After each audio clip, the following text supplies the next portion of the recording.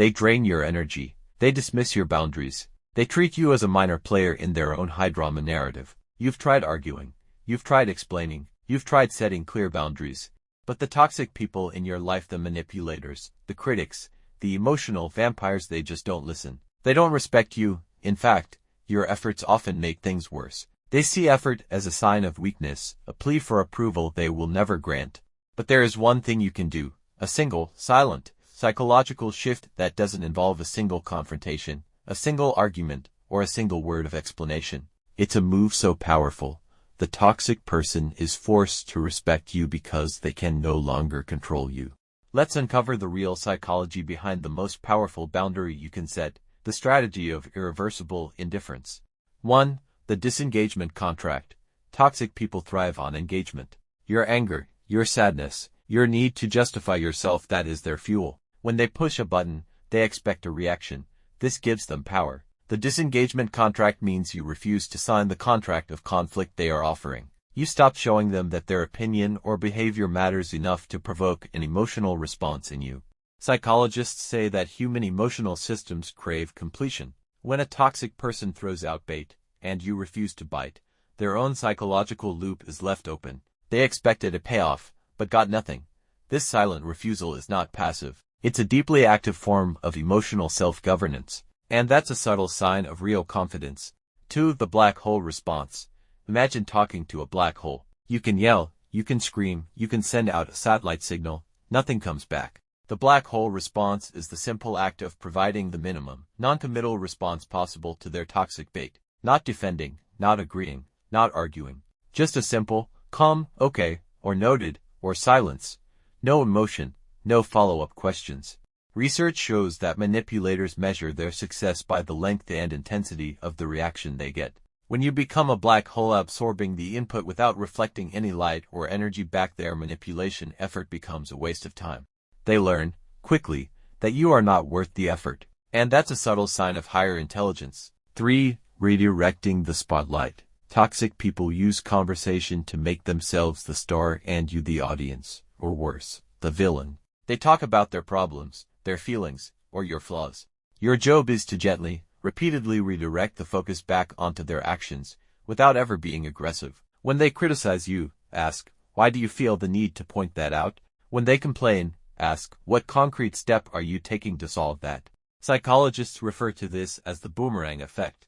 You take their energy and silently send it right back at their own responsibility. They are suddenly confronted with their own lack of action or their need to control the narrative, which is uncomfortable and often shuts them down instantly. And that's a subtle sign of emotional strength. 4. The principle of scarcity. When you are always available, always ready to listen, always willing to forgive, you become a resource that is taken for granted. To increase your perceived value in any relationship, you must apply the principle of scarcity.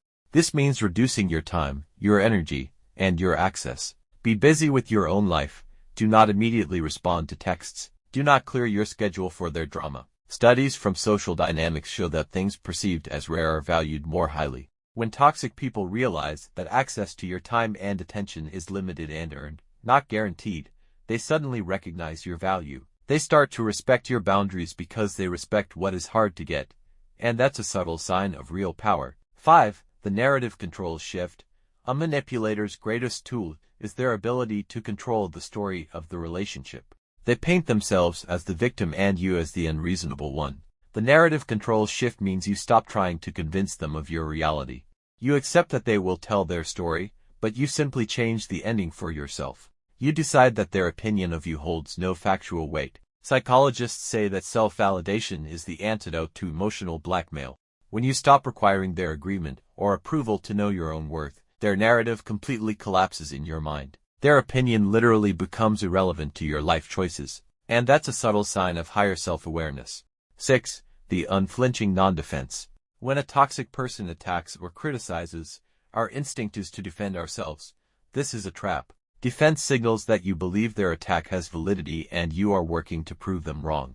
The unflinching non-defense is when you look them in the eye and don't argue. You don't defend. You simply nod, or give a blank stare, and then pivot the conversation back to the task at hand or just walk away. Research shows that defensiveness is the weakest psychological position. When you don't defend yourself, You are silently communicating that the attack was so baseless, so beneath you, that it doesn't even warrant a response. The critic is left feeling foolish and powerless, and that's a subtle sign of true inner peace. 7. The self-investment rule.